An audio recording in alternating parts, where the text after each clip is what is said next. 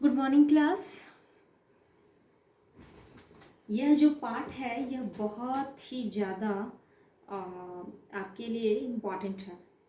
इसको समझना आपके लिए बहुत आवश्यक है, ना सिर्फ परीक्षा के लिए बल्कि आगे भविष्य के लिए भी। पाठ 9 भेड़ और भेड़िए।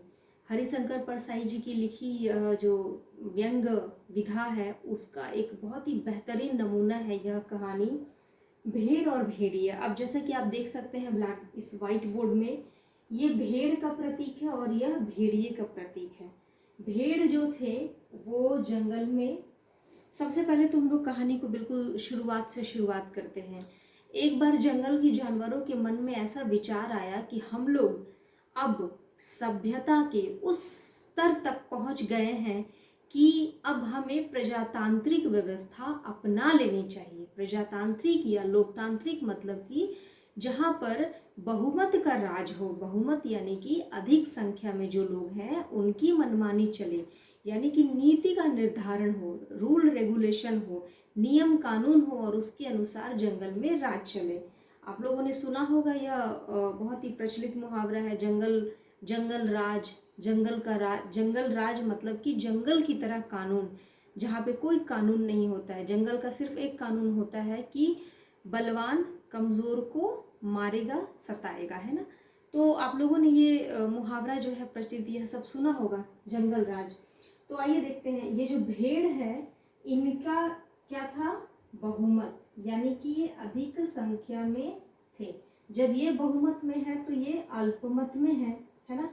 अल्पमत यानी कि कम, अल्प यानी कि कम, मत यानी कि इनका कम मत है। ये जो है ये क्या है, कमजोर। ये किसका प्रतिनिधित्व करते हैं भेड़, कमजोर, आम जनता का, आम जनता। और ये जो है ये बहुत ही बलवान है, ताकतवर है। और ये किसका प्रतिनिधि करते हैं, किसका, ये सत्ता पक्ष का प्रतिनिधित्व करते हैं, है ना। परसाई जी ने भेड़ और भेड़िया, यानी कि ये भेड़ और ये भेड़िया, इन दोनों के माध्यम से उन्होंने लोकतांत्रिक जो व्यवस्था हमारे देश में है, हमारे जो देश के शीर्षस्थ नेताएं हैं, नेता लोग हैं, उन लोगों के ऊपर उन्होंने बहुत ही तीखा व्यंग किया है।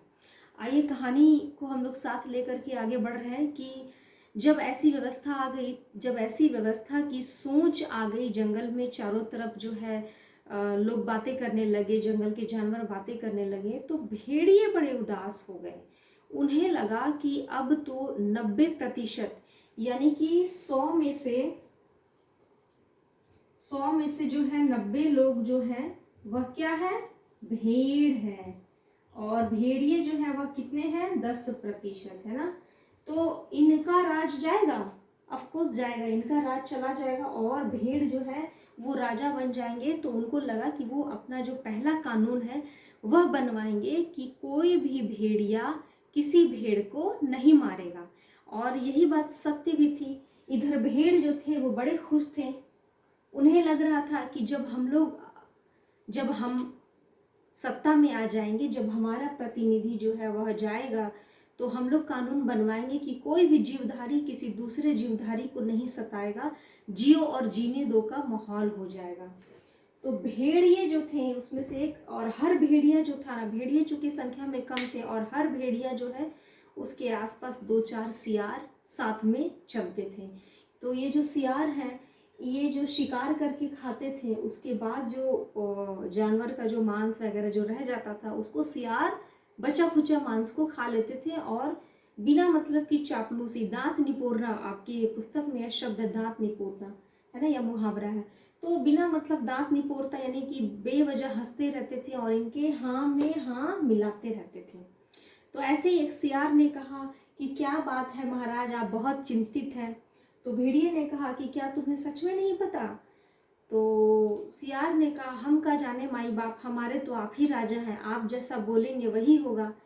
तो यहाँ पर व्यंग परसाई जी ने किया है कि यदि वे जानबूझ करके भी, वो सब कुछ जानते हुए भी अनजान बनने का नाटक नहीं करे, कौन, सियार, अगर वो नाटक नहीं करे तो वे राजा ना हो जाए। ये बहुत बड़ा व्यंग है ना। तो फिर इसने अपने ही मुख से उसे अपनी व्यथा बताई कि इस तरह की बात है। तो सियार ने कहा कि आप मुझे एक दिन का अवसर दें, एक दिन का समय दे दें, मैं कल एक इस समस्या का निदान लेकर के प्रस्तुत हो जाऊंगा। अब मरता क्या ना करता, इनके भेड़िए के पास तो कोई जो है कुछ भी इसका सॉल्यूशन ही नहीं दिख रहा था, इसका समाधान नहीं दिख रहा था। तो भेड़िए ने कहा कि ठीक है जाओ। अब कल जब वो आया, कौन, सियार जब आया, तो वह अपने साथ 3 सियार को लेकर के आया। कितने सियार को लेकर के आया? 3 सियार को, है ना। एक हरा, एक नीला और एक पीला, ठीक है। ये रंगे हुए सियारों को वह लेकर के आया और बोला कि यही आपका चुनाव का प्रचार करेंगे, आपको कुछ नहीं करना है और निश्चित रूप से आप ही विजयी बनेंगे। हम लोग अगले वीडियो में देखेंगे कि इन तीनों सियारों ने क्या काम किया और कैसे वो विजयी बने।